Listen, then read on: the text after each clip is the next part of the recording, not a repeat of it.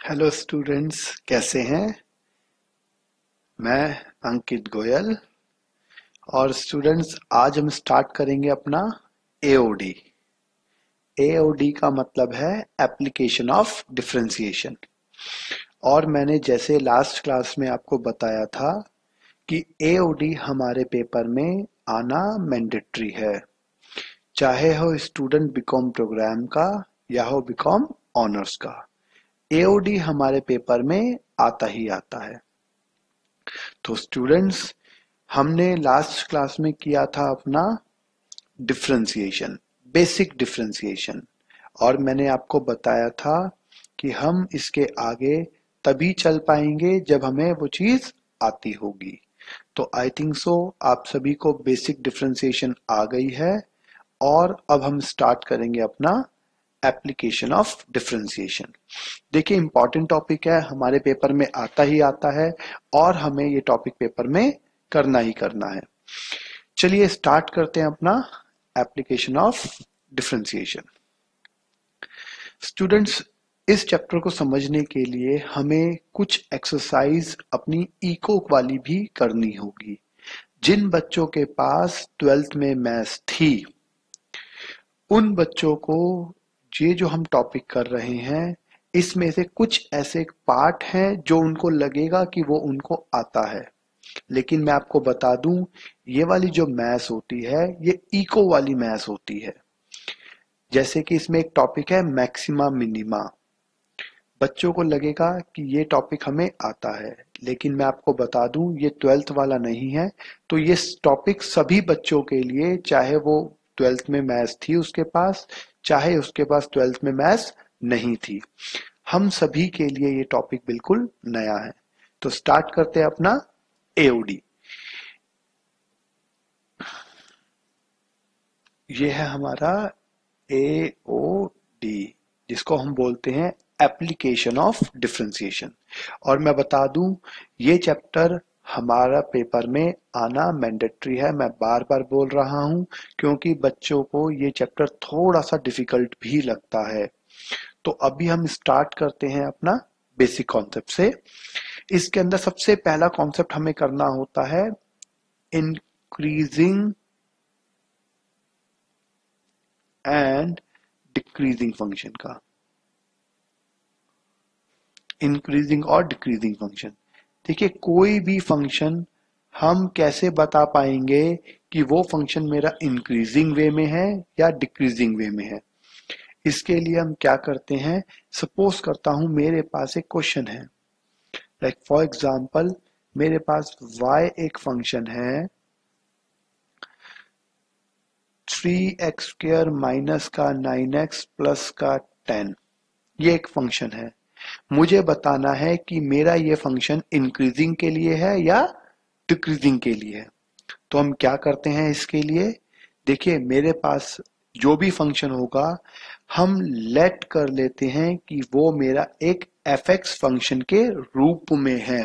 मतलब ये इसको मैंने मान लिया है अपना fx फंक्शन। हम क्या करते हैं, सबसे पहले f डैश x को निकाल लेते हैं। ये जो डैश मैंने लगाया है, इस डैश का मतलब होता है डिफरेंशिएशन। तो हमें सबसे पहले इस फंक्शन का डिफरेंशिएशन करना है।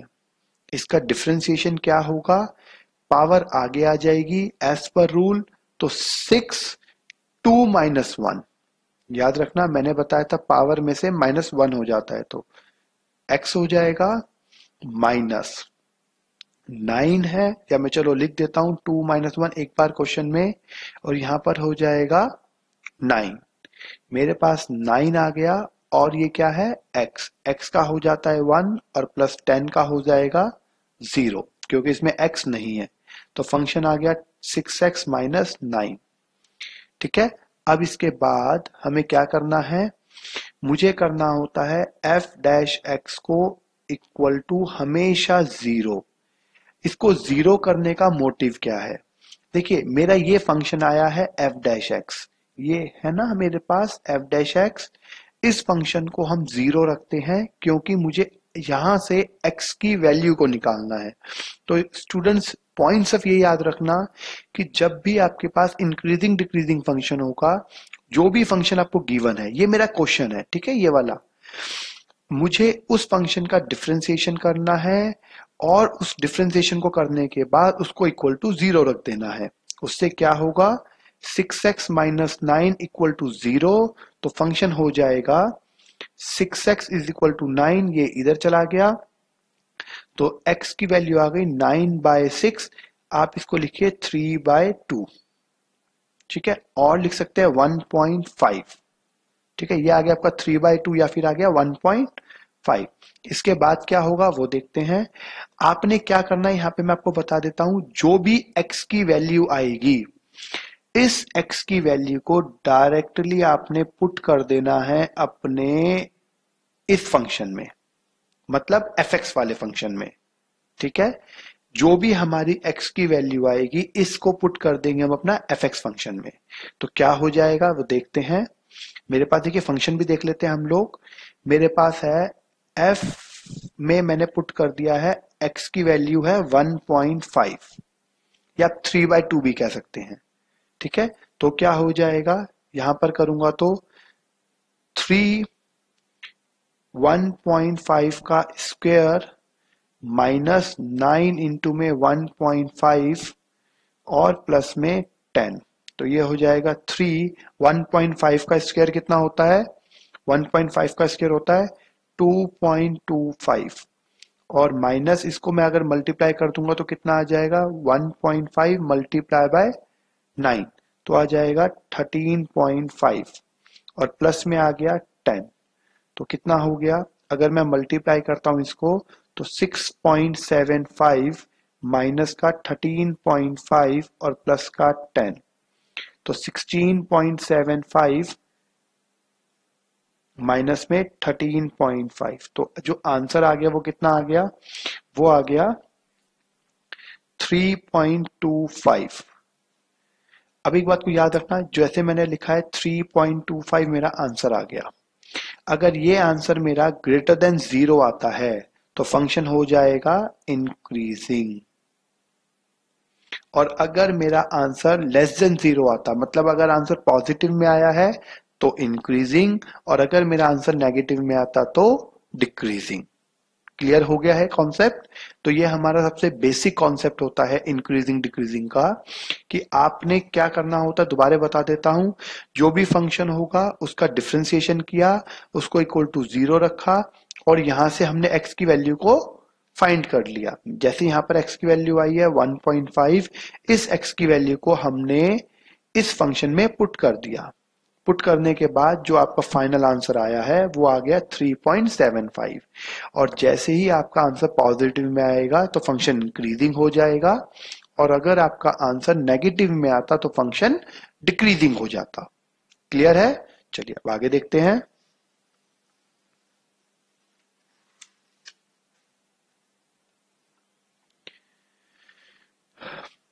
देखिए अब स्टूडेंट्स मैं आपको जो टॉपिक कराने जा रहा हूं उसको हम जरूर ध्यान से देखेंगे, और मैं आपको बता देता हूं कुछ चीजें।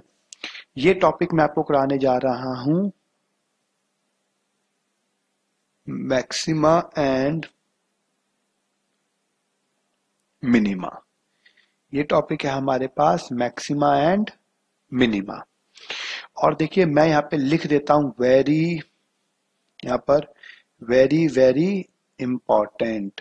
अभी मैं आपको मैक्सिमा मिनिमा के कॉन्सेप्ट सिखाऊंगा, मैं अभी इसका आपको कॉन्सेप्ट सिखाऊंगा, और मैं आपको बता देता हूं इस कॉन्सेप्ट का क्वेश्चन आपके पेपर में आता ही आता है, चाहे प्रोग्राम हो या ऑनर्स हो। इसके ऊपर का कम से कम एक क्वेश्चन तो आपके पेपर में 110% आएगा ही आएगा। ठीक है, तो अब हम देखते हैं मैक्सिमा मिनिमा, कि मैक्सिमा मिनिमा हम लोग निकालेंगे कैसे। तो मेरे पास फंक्शन है, मान लेता हूं एक y is equal to 2x square minus का 12x प्लस का 15। मान लो मेरे पास एक ये फंक्शन है, और मुझे बताना है कि दिस फंक्शन इज मैक्सिमम और मिनिमम। ये फंक्शन क्या है मेरे पास। तो हम क्या करेंगे इसके लिए, सबसे पहले मैंने जैसे बताया है, मैं लेट कर लेता हूं अपना एक fx फंक्शन। मैंने अपने y को fx फंक्शन लेट कर लिया है। अब एज पर रूल हमें क्या करना है, सबसे पहले फंक्शन का फर्स्ट डिफरेंशिएशन करना है। मैंने बताया था f डैश x निकालेंगे हम लोग, डैश मतलब डिफरेंशिएशन। तो मैंने फंक्शन का डिफरेंशिएशन किया। मैं आपको फिर बता रहा हूं, पेपर में आएगा तो बहुत ध्यान से समझना इसे। मैंने फंक्शन का डिफरेंशिएशन किया, कितना हो गया वो 4x माइनस 12। ठीक है, अब इसके बाद क्या होगा यहां देखते हैं।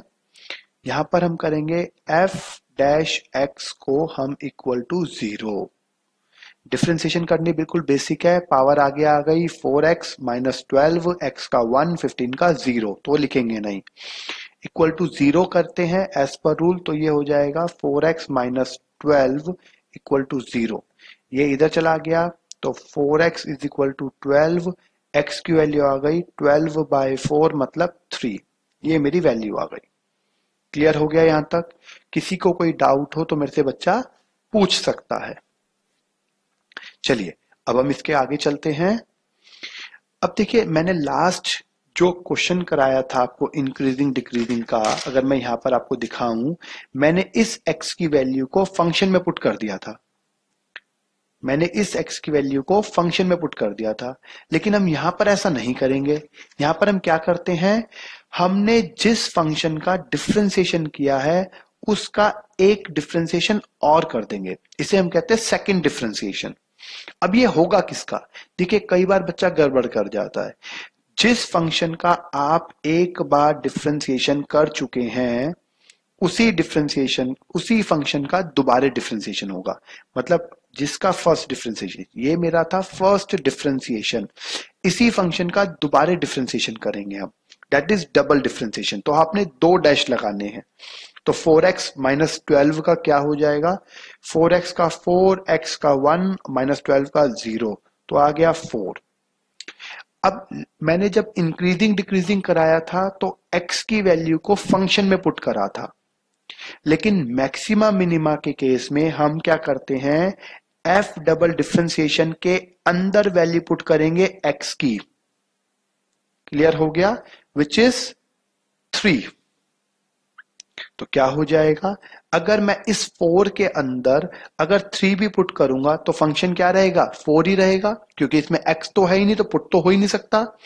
फंक्शन रहा 4 विच इज ग्रेटर देन 0। ये साइन आप लोगों ने लगाने हैं जो मैं लगा रहा हूं, और बिल्कुल पेपर में ऐसे ही करना है जैसे मैं कर रहा हूं, बस ये एरो मत लगाना। कॉन्सेप्ट यही रहेगा, करने का तरीका यही रहेगा। 4 जो है वो ग्रेटर देन है 0 से, तो याद रखना मैक्सिमा मिनिमा के केस में अगर मेरा फंक्शन पॉजिटिव आता है तो मेरा आंसर होता है मिनिमा,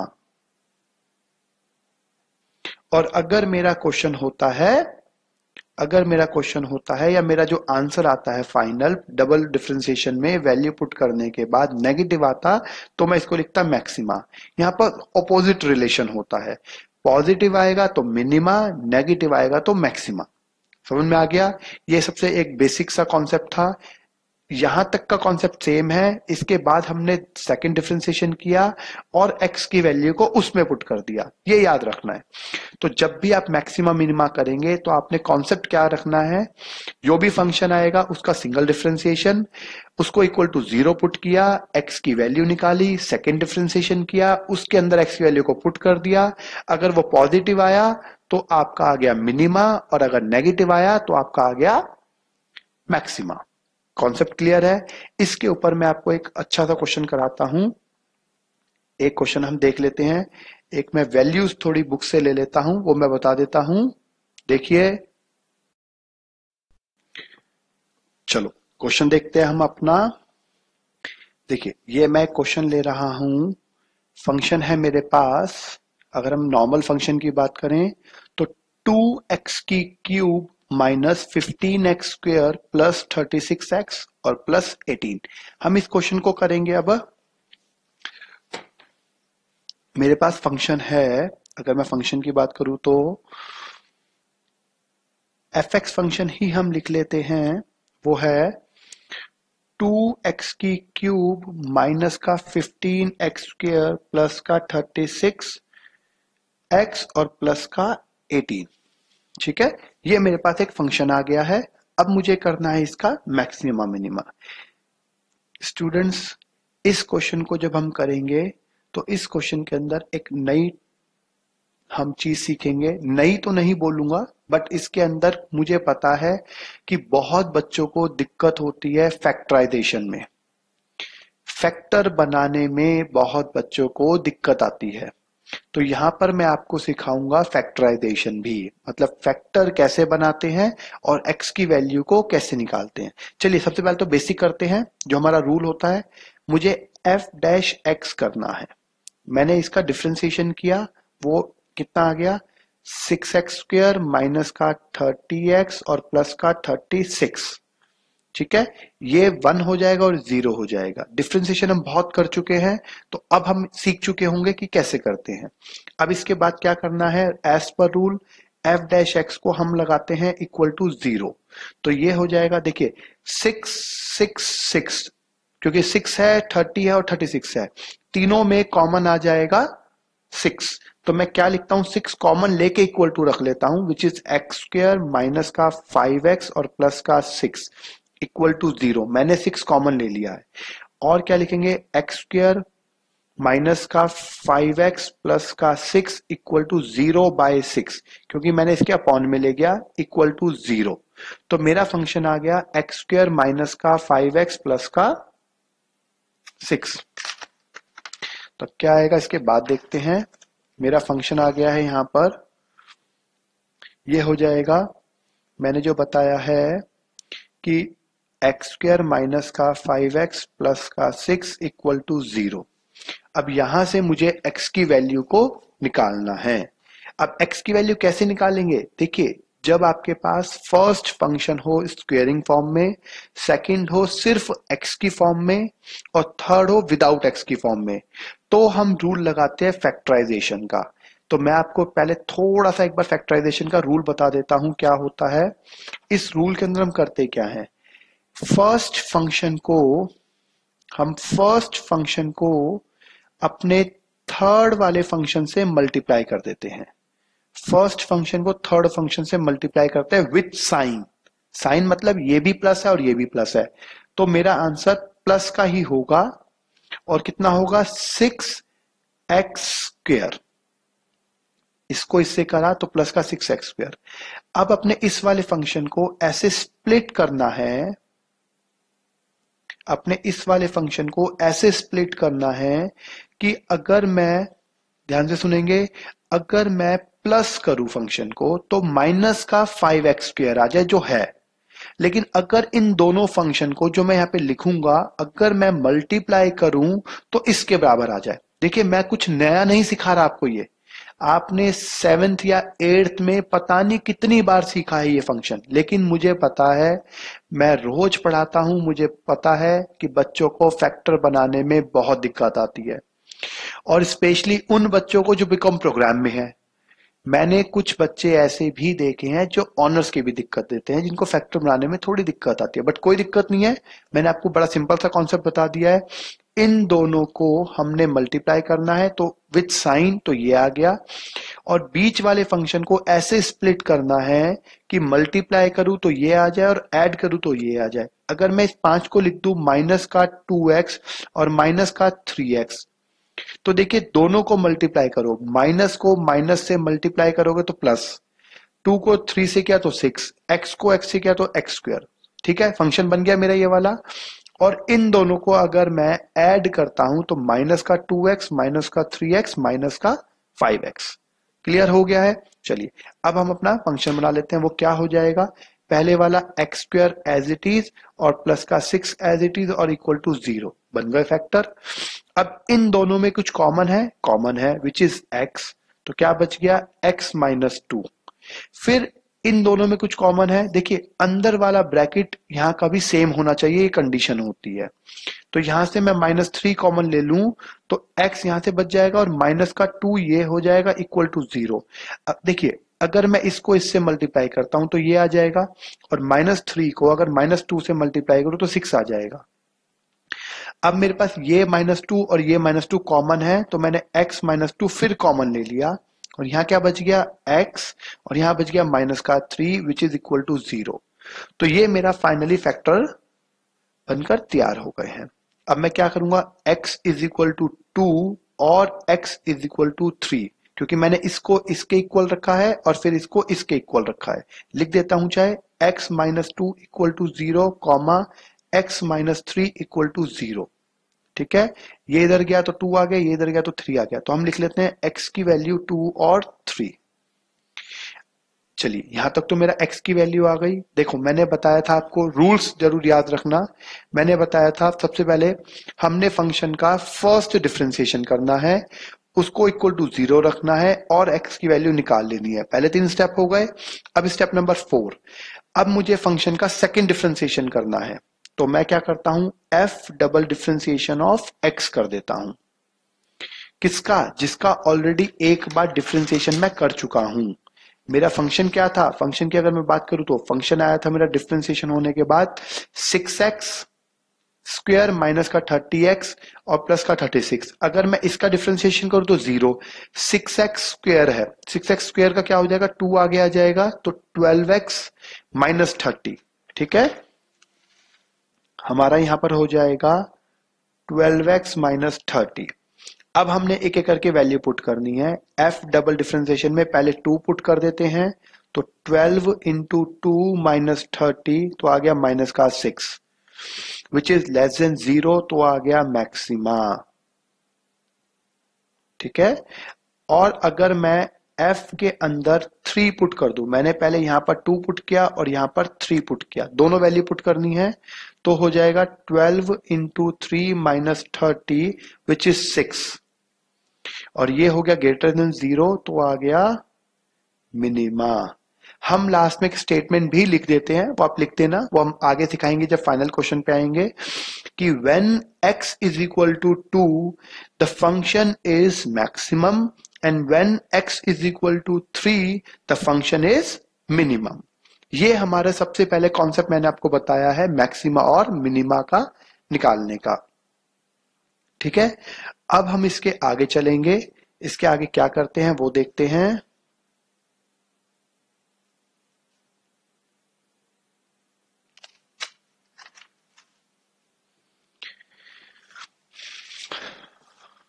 देखिए स्टूडेंट्स, अब मैं जो आपको सिखा रहा हूं ये कॉन्सेप्ट बीकॉम प्रोग्राम में तो वेरी वेरी वेरी इंपॉर्टेंट है, ऑनर्स वालों के लिए भी उतना ही इंपॉर्टेंट है, लेकिन ये ऑनर्स वालों के लिए बहुत इजी सा कॉन्सेप्ट बन जाता है।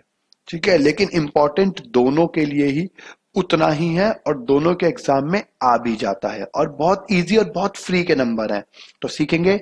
अब हम सीख क्या रहे हैं, पहले मैं आपको वो बता दूं, हेडिंग क्या है हमारी, इसे कहते हैं हम लोग average and marginal cost. Average and marginal cost. देखिए मैं आपको यहां पर ना पहले कुछ फॉर्मूले बनाना भी सिखा रहा हूं, मैं आपको यहां पर पहले कुछ फॉर्मूले बनाना भी सिखा रहा हूं, तो हम उसको देखेंगे एक बार। चलिए देखिए, सबसे पहले यहां पे एक बार देखेंगे हम लोग सी फंक्शन। सी फंक्शन को हम कहते हैं अपना कॉस्ट। कॉस्ट फंक्शन को ही हम अपना टोटल कॉस्ट भी लिखते हैं। ठीक है, और कॉस्ट होती क्या है, कॉस्ट के अंदर होता है variable cost plus fixed cost. ठीक है, 2 टाइप की कॉस्ट होती है, और एक होता है मेरे पास रिवेन्यू, एक होता है मेरे पास रिवेन्यू। रिवेन्यू का मतलब क्या होता है, पहले तो समझना। रिवेन्यू का मतलब होता है सेल, जिसे हम अपनी टर्नओवर भी बोलते हैं, हम अपनी सेल भी बोलते हैं, हम उसे रिवेन्यू बोलते हैं। मैं कई बार बच्चों से पूछता हूं कि बच्चों रिवेन्यू क्या होता है, तो वो रिवेन्यू को बोलते हैं सर प्रॉफिट। मैंने कहा बच्चों प्रॉफिट रिवेन्यू नहीं होता है। रिवेन्यू का मतलब होता है टोटल सेल, और सेल के अंदर क्या क्या इंक्लूड होता है, वेरिएबल कॉस्ट भी होती है, फिक्स्ड कॉस्ट भी होती है और प्रॉफिट भी होता है। ठीक है, वेरिएबल कॉस्ट भी होती है, फिक्स्ड कॉस्ट भी होती है और प्रॉफिट भी होता है। तो इसलिए हम लिखते हैं रिवेन्यू को, अभी मैंने बताया इन दोनों फंक्शनों को हम क्या कहते हैं, अपना कॉस्ट फंक्शन और प्लस प्रॉफिट फंक्शन। ठीक है, तो याद रखना हम अपना प्रॉफिट को क्या लिखते हैं, प्रॉफिट क्या हो जाएगा खुद सोचो, तो इसको माइनस कर दूंगा तो रिवेन्यू माइनस कॉस्ट मेरा होता है प्रॉफिट। क्लियर हो गया। अब देखिए, अब मैं आपको बता रहा हूं अपने फंक्शंस को बनाना। हम अपने फंक्शंस कैसे बनाते हैं अब हम वो देखेंगे, हम अपने फंक्शंस को कैसे बनाते हैं अब हम वो देखेंगे। चलिए अब मैं आपको वो बता देता हूं फंक्शन कैसे बनाएंगे हम अपना। देखिए, मेरे पास सबसे पहले कुछ फॉर्मूले बनाना सीखना जरूरी है। मेरे को कुछ फॉर्मूले बनाना सीखना जरूरी है। फॉर्मूले कैसे बनाएंगे जरा वो देखते हैं। मेरे को अगर कभी भी निकालना हुआ एवरेज कॉस्ट या एवरेज वेरिएबल कॉस्ट या एवरेज मार्जिनल कॉस्ट या एवरेज रिवेन्यू, मुझे एवरेज कॉस्ट निकालना हुआ, average variable cost, average marginal cost या एवरेज रिवेन्यू, ये हमने इको में पढ़ा है, वही थोड़ा सा टॉपिक मैं आपको समझा रहा हूं। या मुझे निकालना पड़ा marginal cost, marginal variable cost, marginal average cost या मार्जिनल रिवेन्यू। अगर मुझे इनमें से कुछ भी निकालना पड़ता है तो हम निकालेंगे कैसे जरा वो समझेंगे। देखिए, फॉर्मूले बनाना ही हम सीख लेंगे। इको में मैंने सीखा है एवरेज निकालने का फॉर्मूला। एवरेज हम निकालते थे इको के अंदर total cost divided by quantity या फिर क्यू। क्यू का मतलब था क्वांटिटी और क्वांटिटी कहते हैं यूनिट्स को, और हमारे पास यूनिट्स क्या है, अगर मैं यहां पे लिख दूं हमारे पास यूनिट्स, अगर मैं लिख दूं हमारे पास यूनिट्स क्या है जरा देखेंगे। यूनिट्स है मेरे पास विच इज एक्स। ठीक है, तो मेरे पास क्या मतलब हो जाएगा, अगर मैं बात करूंगा एवरेज कॉस्ट की, तो एवरेज कॉस्ट का क्या मतलब हो जाएगा, एवरेज कॉस्ट हो जाएगा total cost divided by x. ठीक है, ये तो मैंने बताया है अकॉर्डिंग टू इको। इसी को हम कैसे लिखते हैं, अब देखिए मैं फॉर्मूले बनाना सिखा रहा हूं। ए किसके आगे लिखा है, सी के आगे ए है, मतलब मुझे एवरेज करना है सी का, तो फॉर्मूला बनाने का तरीका है सी बाय एक्स कर दो। यहां पर ए किसके आगे लिखा है, वीसी का। देखो फॉर्मूले बनाना सीख जाओगे आप, कभी भूलोगे नहीं। ए किसके आगे लिखा है, वीसी का, तो आपने वीसी को डिवाइडेड बाय एक्स कर देना है। आगे क्या है, आपने ए किसके आगे लिखा है, एमसी के, तो आपने एमसी को डिवाइडेड बाय एक्स कर देना है। यहां ए किसके आगे लिखा है, आर के, तो आर को ही डिवाइडेड बाय एक्स कर दो। मतलब क्या हुआ, जिस भी फंक्शन में आपको एवरेज निकालनी पड़ जाएगी उसी फंक्शन का डिवाइड कर दो एक्स से, आपकी एवरेज आ जाएगी। एसी निकाला तो सी बाय एक्स कर दिया, आर अगर मैंने ए आर निकाला तो आर बाय एक्स कर दिया, एमसी को अगर मैंने एवरेज में कन्वर्ट करना है तो एमसी बाय एक्स कर दिया, वीसी को एवरेज में कन्वर्ट करना है तो वीसी बाय एक्स कर दिया। फॉर्मूले बन के तैयार। अब मैं ना यहां पर एक लिख रहा हूं, उसको ध्यान से समझना। कहीं पर भी एम लिखा हो, ये यहां पर ये तो हो गया मेरा खत्म। अब कहीं पर भी एम लिखा हो जिसका मतलब होता है मार्जिनल, या फिर कहीं पर भी लिखा हो हमारा स्लोप, या फिर कहीं पे भी लिखा हो हमारा चेंज। स्टूडेंट्स जरूर याद रखना, इन सब का मतलब होता है हमारा डिफरेंशिएशन।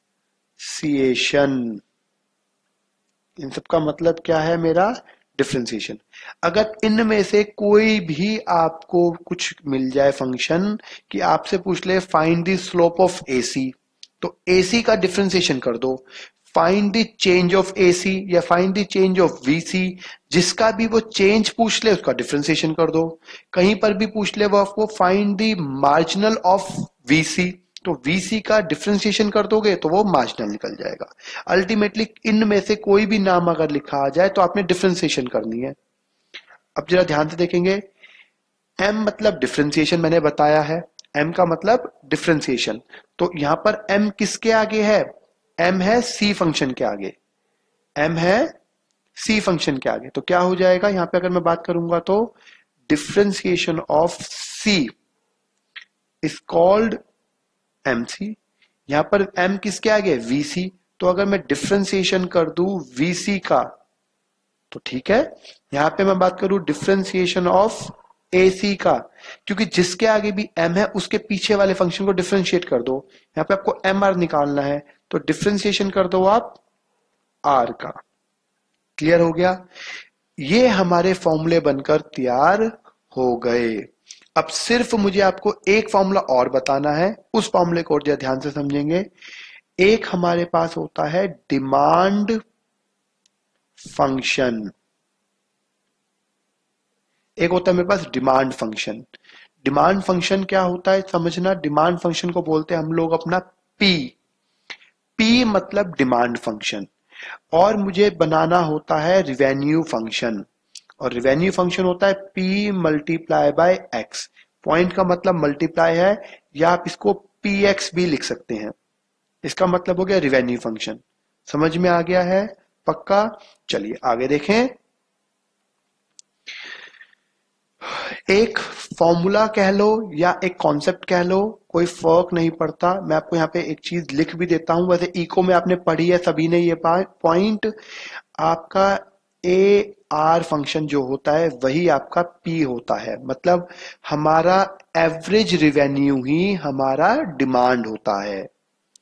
मेरा एवरेज रिवेन्यू ही मेरा डिमांड होता है। देखिए स्टूडेंट्स, जो मैंने आपको ये फॉर्मूले बताए हैं, ये वाले जितने भी मैंने आपको फॉर्मूले बताए हैं, इन फॉर्मूलों का यूज करते हुए ही हमारे को एप्लीकेशन ऑफ डिफरेंशिएशन को निकालना होता है। और हमारे पेपर में ये फॉर्मूले के ऊपर कॉन्सेप्ट आता ही आता है, ये हमें याद रखना है। क्लियर हो गया? अब इसके ऊपर हम कुछ क्वेश्चंस करते हैं, जरा वो देखते हैं। मैं आपको क्वेश्चन दिखा भी देता हूं, ठीक है? देखिए,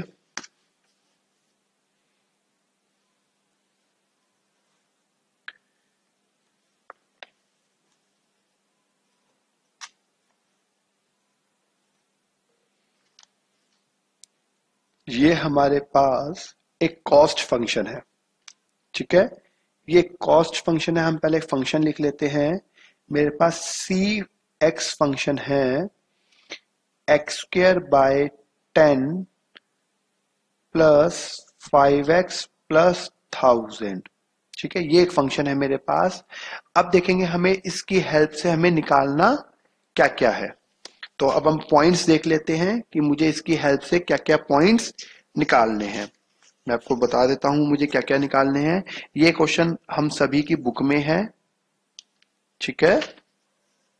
देखिए मुझे निकालना क्या क्या है, मैं आपको एक बार पहले क्वेश्चन ही दिखा देता हूं।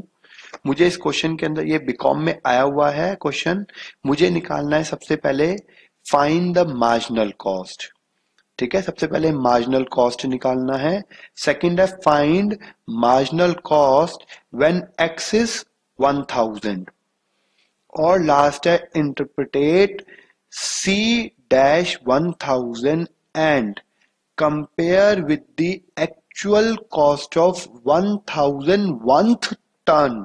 याद रखना 1000th टर्न का मतलब हो गया 1001वीं यूनिट।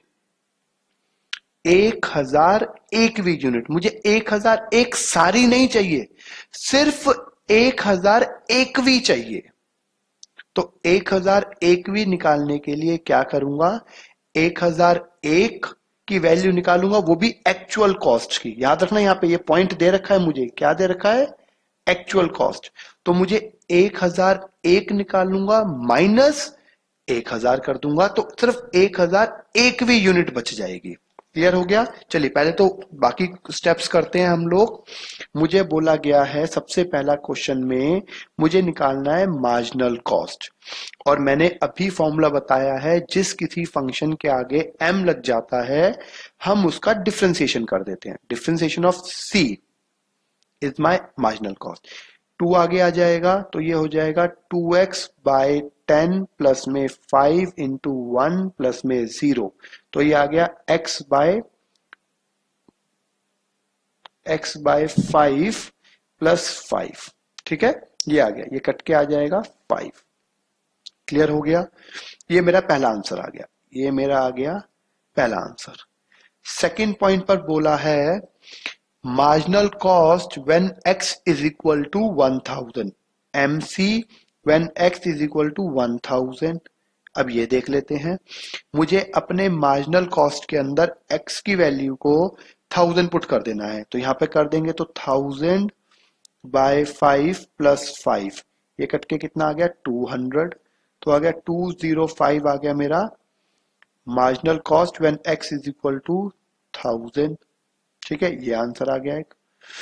इसके बाद हमारा नेक्स्ट है थर्ड में हमें बोला गया है कि 101th यूनिट मतलब एक्चुअल कॉस्ट की 101th यूनिट निकालनी है, तो C1001 माइनस C1000 जो डिफरेंस आएगा वो कितनी वो क्या आ जाएगा 1001th यूनिट आ जाएगी। 1001th ये यूनिट आ जाएगी, यूनिट कॉस्ट आ जाएगी। ठीक है, 1001th यूनिट कॉस्ट आ जाएगी। क्लियर हो गया। अब देखें, पहले हम क्या करते हैं actual cost. Actual cost function क्या है, एक्चुअल कॉस्ट फंक्शन ये है विच इज एक्चुअल कॉस्ट। तो पहले इसके अंदर हम करते हैं वैल्यू, पहले मैं C1001 निकाल लेता हूं, तो वो हो जाएगा, मैंने याद रखना मैंने इसमें वैल्यू पुट करनी है। ठीक है, 1001 का स्क्वायर ये हो जाएगा का स्क्वायर बाय 10 प्लस 5 इंटू में 1001 और प्लस 1000। मैंने आपको बताया था with the help of calculator हम इसको सॉल्व कर सकते हैं। मुझे निकालना क्या है, मुझे निकालना है, मुझे ये निकालनी है, देखो वैल्यू 1001 का स्क्वायर निकालना है, तो कैलकुलेटर लो 1001 ये आ गया, और इसका स्क्वायर निकालना है तो इनटू इक्वल टू ये स्क्वायर हो गया, और डिवाइडेड बाय क्या कर देंगे हम 10, तो इसको डिवाइड बाय कर दिया 10 से, तो कितना आ गया, ये डायरेक्ट लिख लेते हैं हम इसे 100200.1 आ गया। इसके आगे क्या लिखा है, इसके आगे तो सिंपल सा ही है, 5 को 1001 से मल्टीप्लाई करेंगे तो प्लस कर देंगे 5005 और प्लस में 1000। अब क्या आ जाएगा, अब इनको ऐड कर दो, प्लस 5005 प्लस 1000, तो मेरा आंसर आ गया इसका टोटल 106205.1। ये मैंने बताया है, ये हमारा टोटल आ गया 105, अगर हम देखेंगे तो 106205.1। ठीक है, ये हमारा आ गया। अब मुझे निकालना है C में 1000 की वैल्यू, तो वो हो जाएगा 1000 का square divided by 10 plus 5 into में 1000 प्लस में 1000, तो सिंपल है, ये हो जाएगा 1 लाख प्लस ये हो गया 5000 और प्लस 1000, तो ये आ जाएगा 106000। मुझे क्या निकालना है, मुझे निकालना है 1001th यूनिट निकालनी है, तो वो क्या हो जाएगी 1001th यूनिट की अगर मैं बात करूंगा तो ये हो जाएगी 106205.1 माइनस ये थी 106000, तो आंसर कितना आ जाएगा 205.5, ये आंसर आ गया।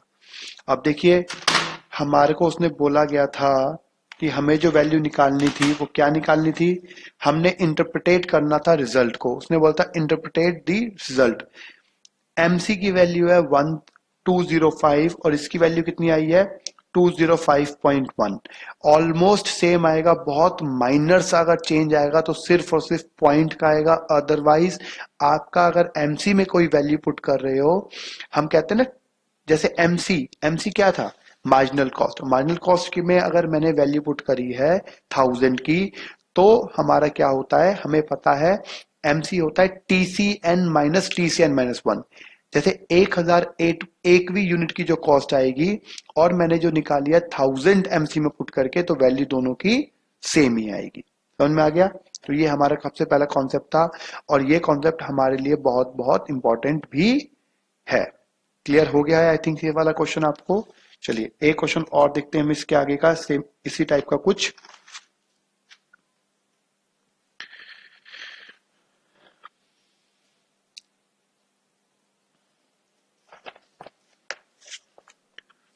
देखिए हमारे पास एक क्वेश्चन है, ये क्वेश्चन कई बार बीकॉम प्रोग्राम में भी आ चुका है, तो ध्यान से समझेंगे हम इसे। क्वेश्चन है मेरे पास, सी फंक्शन है 1500 plus 30x plus x square. तो पहले फंक्शन लिख लेते हैं। हमारे को जो गिवन है ये है, सी फंक्शन गिवन है मेरे पास 1500 plus 30x plus x square. ठीक है, अब मुझे निकालना क्या क्या है, जो जो चीज मुझे निकालनी है मैं एक बार जरा चेक कर लेता हूं। यहां पर मुझे निकालनी है average cost, marginal cost when 20 units are produced and actual cost of producing 20 first unit. सिर्फ 21वीं यूनिट निकालनी है। तो 21वीं निकालने के लिए क्या करते हैं, मैंने आपको बताया है 21वीं के लिए हम करेंगे 21 माइनस 20। चलिए पहले हम इसको निकाल लेते हैं। सबसे पहला पॉइंट पे मुझे चाहिए था एवरेज कॉस्ट। एवरेज कॉस्ट क्या हो जाएगा, C बाय एक्स, तो आ जाएगा 1500 by x plus 30x by x और plus x square by x. तो ये हो गया 1500 बाय एक्स, इससे ये कट गया और इससे ये कट गया, तो प्लस 30 और प्लस एक्स। ये मेरा पहला आंसर आ गया। उसके बाद सेकंड मुझे निकालना है मार्जिनल कॉस्ट। मार्जिनल कॉस्ट कैसे निकालते हैं, मैंने बताया था, इसका डिफरेंशिएशन कर दो। Differentiation of C is my marginal cost. तो 1500 का तो 0, 30x का 30 और प्लस में x स्क्वायर का 2 आ गया, x to the power 2 minus 1 लिखने की जरूरत नहीं है, तो ये मेरा क्या आ गया, मार्जिनल कॉस्ट आ गया। थर्ड पॉइंट पे बोला गया है marginal cost when 20 units are produced, तो MC when x is equal to 20, तो 30 प्लस 2 इंटू 20 मतलब आ गया 70। ये एक आंसर आ गया। एंड लास्ट फोर्थ पॉइंट हमें बोला गया है 21st यूनिट की कॉस्ट निकालनी है। तो वो कैसे निकालेंगे, C21 minus C20, C21 minus C20। तो पहले C21 निकाल लें, C21 निकाल लेते हैं। वो कितना हो जाएगा, कॉस्ट फंक्शन में इस फंक्शन के अंदर पहले 21 पुट कर देंगे क्योंकि एक्चुअल कॉस्ट के बारे में बोला गया है। तो 1500 प्लस 30 इंटू में 21 प्लस 21 का स्क्वायर, तो ये आ गया 1500 प्लस 630 और प्लस 441। तो कितना हो जाएगा, अगर मैं इसको ऐड कर लूं तो 1500 प्लस 630 प्लस 441, तो ये आ गया 2571 आ गया। इसके बाद मुझे चाहिए है C20 की वैल्यू। C20 की वैल्यू कितनी हो जाएगी, 1500 प्लस 30 इंटू 20 प्लस 20 का स्क्वायर, तो 1500 प्लस 600 प्लस 400, इसका मतलब आ गया 2500। अब मुझे निकालनी थी 21st यूनिट कॉस्ट, वो आ जाएगा C21 माइनस C20, तो 2571 माइनस 2500, तो आंसर आ गया 71। ये हमारा आंसर है। क्लियर हो गया है आई थिंक सो। ये क्वेश्चन आप सभी को समझ में भी आ गया होगा और बहुत इजी सा क्वेश्चन है। ठीक है, चलिए अब हम इसके आगे चलते हैं। देखिए स्टूडेंट्स, मैंने आपको बताया था टॉपिक बहुत सिंपल है, सिर्फ जो क्वेश्चन मैं करा रहा हूं वो क्वेश्चन आपको प्रैक्टिस करनी है।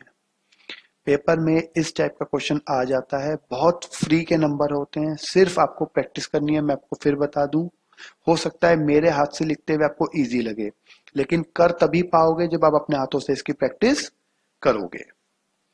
एक क्वेश्चन है मेरे पास which is very very good question. मैं आपको क्वेश्चन दिखा देता हूं पहले।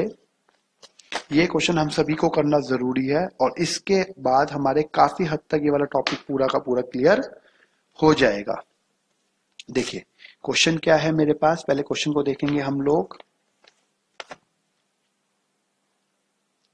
मेरे को दे रखा है, ये क्वेश्चन है हमारे पास कि सी है मेरे पास 0.0005x की cube minus 0.02x square minus का 30x और प्लस का 5000। ये हम सभी की बुक में क्वेश्चन है। जल्दी से पॉइंट भी पढ़ेंगे हम। हमें एवरेज कॉस्ट चाहिए, मार्जिनल एवरेज कॉस्ट चाहिए, मार्जिनल कॉस्ट चाहिए, the rate of change of MC. मैंने कहा था चेंज ऑफ एमसी का मतलब हो गया डिफरेंशिएशन ऑफ एमसी। जो भी हमारा एमसी आएगा उसका दोबारा डिफरेंशिएशन करेंगे और एमवीसी इक्वल टू एवीसी निकालेंगे और एक्स की वैल्यू निकाल लेंगे उससे। ठीक है, चलिए क्वेश्चन हमने पढ़ लिया है, एक बार हम जल्दी से क्वेश्चन लिख भी लेते हैं। हमारे पास क्वेश्चन क्या है, मेरे पास एक्स है, ये क्वेश्चन है 0.005x की cube minus 0.02x square minus का 30x और प्लस का 5000। ठीक है, मुझे सबसे पहले चाहिए एवरेज कॉस्ट। फर्स्ट पॉइंट है एवरेज कॉस्ट का, तो बताया था c बाय एक्स। इन सभी को एक एक करके x से डिवाइड कर दो, कितना आ जाएगा 0.005x स्क्वेयर। x से डिवाइड किया तो 3 थे, 2 रह जाएंगे, माइनस 0.02x, 2 है तो 1 रह गया। इसके बाद माइनस का 30x है, डिवाइडेड बाय x करूं तो x रह गया, और प्लस का 5000 बाय x हो जाएगा। समझ में आ गया है? इसको x से किया तो 2 रह गया, इसको किया तो 1 रह गया, यहां पे x खत्म हो जाएगा और यहां पे अपॉन में x लग जाएगा। सेकंड पॉइंट, मुझे MAC चाहिए, मार्जिनल एवरेज कॉस्ट। मैंने बताया था डिफरेंशिएशन ऑफ क्या करना पड़ेगा, AC करना पड़ेगा। इसका डिफरेंशिएशन कर देंगे हम। इसका डिफरेंशिएशन क्या होगा पहले जरा समझेंगे एक बार। देखिए मैंने आपको बताया था 1 बाय एक्स का डिफरेंशिएशन होता है -1 अपॉन एक्स स्क्वायर, या कहो तो मैं एक स्टेप पहले लिख देता हूं बीच में, ध्यान से देखिए बीच वाले स्टेप को। यहां पर इसका मैं आंसर कैसे लिखूंगा, 0.005x स्क्वायर माइनस का 0.02x माइनस का 30 और प्लस का 5000। x को मैं -1 ले जाता हूं, आपको समझाने में थोड़ी आसानी रहेगी। अब इस फंक्शन का डिफरेंशिएशन करता हूं, जब x नीचे से ऊपर जाएगा तो -1 हो जाएगा। अब क्या होगा, 2 आगे आ गया। देखिए कैलकुलेटर यूज कर लेना थोड़ा सा, आपको मैं फिर बता दूं, 0.005 को मल्टीप्लाई बाय 2 करेंगे तो 0.01 हो जाएगा। ठीक है, कई बच्चे जो है ना ओरली करते हैं और कैलकुलेशन में मिस्टेक कर देते हैं। कोई दिक्कत नहीं है, आपके पेपर में कैलकुलेटर अलाउड है, आप आराम से यूज कर सकते हैं। तो क्या हो जाएगा जब देखें, ये आ जाएगा, इसकी कैलकुलेशन करेंगे तो ये आ गया 0.01x, 2 - 1 1 रह जाएगा, यहां पर हो जाएगा माइनस का x से तो खत्म हो जाएगा, 0.02 रह जाएगा, 30 में x है नहीं तो बात वैसे ही खत्म हो गई। अब इसका -1 आगे आ गया तो माइनस का 5000 x टू द पावर -1 तो ये हो गया 0.01x माइनस का 0.02 माइनस का 5000 और x टू द पावर -2। -2 को हम छोड़ेंगे नहीं क्योंकि वो नेगेटिव में है, तो हम उसको पॉजिटिव बनाने के लिए क्या करेंगे, अपॉन में ले जाएंगे, तो ये मेरा आंसर आ गया। क्लियर है? अब आगे चलते हैं। थर्ड स्टेप पे मुझे चाहिए था MC के लिए क्या चाहिए, डिफरेंशिएशन ऑफ C। जो हमारा C फंक्शन है, C फंक्शन क्या है, ये C फंक्शन है, इसका डिफरेंशिएशन करना है। कैसे करूंगा, इसका डिफरेंशिएशन करना है तो इसका डिफरेंशिएशन कर देते हैं हम। ठीक है, कैसे करेंगे जरा देखिए, ऊपर से ये फंक्शन है, 3 आगे आ जाएगा तो क्या हो जाएगा 0.015x²। फिर इसका डिफरेंशिएशन करूंगा तो क्या हो जाएगा माइनस का 0.04x, पावर आगे ला रहा हूं, माइनस का 30x का 30, x का 1 और 5000 का 0, ये आ गया। स्टेप नंबर 4 पे क्या बोला गया है, rate of change of mc, मतलब हुआ इसका डिफरेंशिएशन ऑफ mc। मुझे d बाय dx चाहिए, किसका mc का। चलिए mc का डिफरेंशिएशन कर देते हैं, मतलब इसी का डिफरेंशिएशन कर रहा हूं मैं। यहाँ पे इसे थोड़ा मार्क कर देता हूं रेड कलर के पेन से, आपको समझ में आ जाएगा। इसका डिफरेंशिएशन कर रहा हूं मैं, ठीक है। चलिए इसका करेंगे डिफरेंशिएशन तो 2 आगे आ जाएगा, क्या हो जाएगा 0.03x, पावर आ गई 2 - 1 लिखेंगे नहीं, और ये हो जाएगा माइनस का 0.04, ये आ गया आंसर। और लास्ट है हमारे पास 5th पॉइंट। देखिए स्टूडेंट्स, मैं यहाँ पे आपको थोड़ी सी चीज बता रहा हूं। मुझे बोला है MVC is equal to AVC, MVC is equal to AVC and find value of x। आपको x की वैल्यू निकालनी है। अब देखिए सबसे पहले मुझे समझना है कि MVC और AVC को, MVC और AVC को, तो स्टूडेंट्स देखेंगे हम इसे यहां पर MVC, पहले तो मुझे VC चाहिए। आप मुझे बताएंगे एक फंक्शन, ये मेरा फंक्शन है, जरा यहां पे देखेंगे हम एक बार, ये मेरा फंक्शन है, देख रहे हैं आप सभी, इसे देखेंगे ये मेरा फंक्शन है, कौन सा, कॉस्ट फंक्शन। इस फंक्शन में मेरे पास फिक्स कॉस्ट क्या है और वेरिएबल कॉस्ट क्या है, कैसे पता चलेगा, तो मैं आपको बता देता हूं। जिस फंक्शन में मेरे पास x होता है, x किसके अंदर है, मेरे पास x है इनके अंदर, तो जिन फंक्शन में मेरे पास x होता है उसको हम कहते हैं वेरिएबल कॉस्ट, और जिसके अंदर x नहीं है वो हो गई मेरे पास फिक्स्ड कॉस्ट। तो मतलब ये तो हो गया मेरे पास वेरिएबल कॉस्ट और ये हो गया मेरे पास फिक्स्ड कॉस्ट, समझ में आ गया। और स्टूडेंट फिक्स्ड कॉस्ट की एक डेफिनेशन होती है बहुत सिंपल सी, ये हमें पता होना चाहिए, मैं आपको बता देता हूं। फिक्स्ड कॉस्ट का मतलब कि जीरो प्रोडक्शन पर भी अगर कोई कॉस्ट इनकर्ड होती है तो उस कॉस्ट को हम फिक्स्ड कॉस्ट बोलते हैं। अगर जीरो कॉस्ट पर भी कोई कॉस्ट आए तो उसे हम क्या बोलते हैं, फिक्स्ड कॉस्ट। समझ में आ गया है, यस। अब देखिए अगर इसका मतलब क्या हुआ, अब आप एक छोटी सी चीज समझिए, अगर मैं यहां पर जीरो प्रोडक्शन मतलब यूनिट मेरी जीरो, अगर मैं यहां पर एक्स को 0 कर दूंगा तो क्या हो जाएगा, ये 0 पुट करने पर ये 0 हो जाएगा, ये 0 हो जाएगा और ये 0 हो जाएगा, ये भी 0, ये भी 0 और ये भी 0, तो क्या बच जाएगा 5000। तो 5000 क्या हो गई मेरी फिक्स्ड कॉस्ट। हम ऐसे ही चेक करते हैं, क्लियर हो गया। चलिए आगे देखें आप। तो इसका मतलब मैंने जो मार्क करा है वेरिएबल कॉस्ट, मुझे पता चल गई क्या है।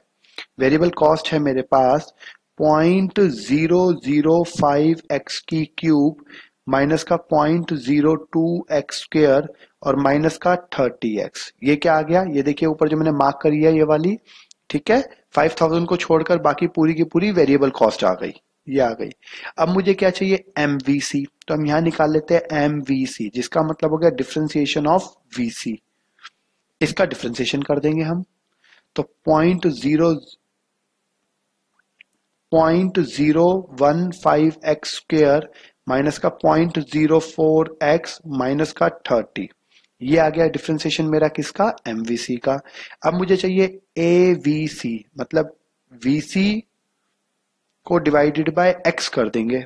VC डिवाइडेड बाय x क्या हो जाएगा, अगर यहाँ पे बात करें तो VC क्या है, ये रहा VC, तो 0.005x², मैं इसको कर रहा हूं याद रखना, VC को x से डिवाइड कर रहा हूं, 3 है तो 2 रह गया, माइनस 0.02x, 2 है तो 1 रह गया, और माइनस का 30। ठीक है, 30/x हो जाएगा तो 30 रह गया। ये मेरा फंक्शन आ गए। हमें बोला गया इन दोनों फंक्शन को इक्वल करके x की वैल्यू निकाल दो। तो मेरे पास फंक्शन आ जाएगा, यहां पे देखेंगे हम,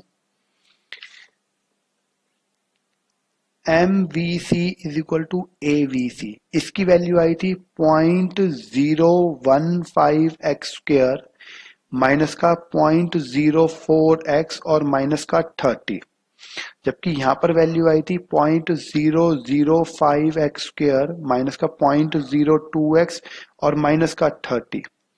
देखिए ये भी माइनस का 30 है और ये भी माइनस का 30 है और इक्वल टू का साइन बीच में है, तो माइनस से माइनस तो कट गया। क्या आ गया? 0.015x² माइनस का 0.04x is equal to 0.005x² minus का 0.02x। सिर्फ सॉल्व करना है और कुछ नहीं करना, और वो आपको आता है आई थिंक सो।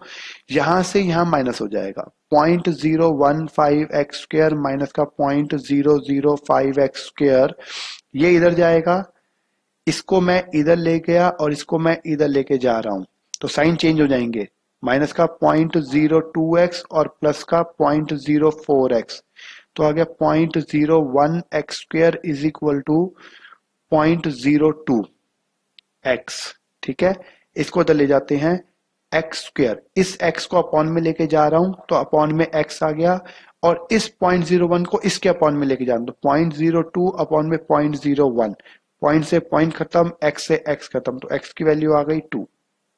ठीक है, ये आंसर आ गया। तो इसी के साथ हमारा जो ये वाला टॉपिक है, ये वाला टॉपिक हमारा पूरा होता है। क्लियर हो गया है? पक्का? चलिए अब मुझे एक क्वेश्चन और कराना है विच इज वेरी इंपॉर्टेंट, वो हम करेंगे अभी। देखते हैं क्वेश्चन को एक बार। उसके लिए मैं आपको पहले एक बार क्वेश्चन भी दिखा दूं, ये इंपॉर्टेंट क्वेश्चन मैं आपको कराने जा रहा हूं। ठीक है, चलिए एक बार क्वेश्चन देखेंगे, और ये क्वेश्चन हम सभी की बुक में है।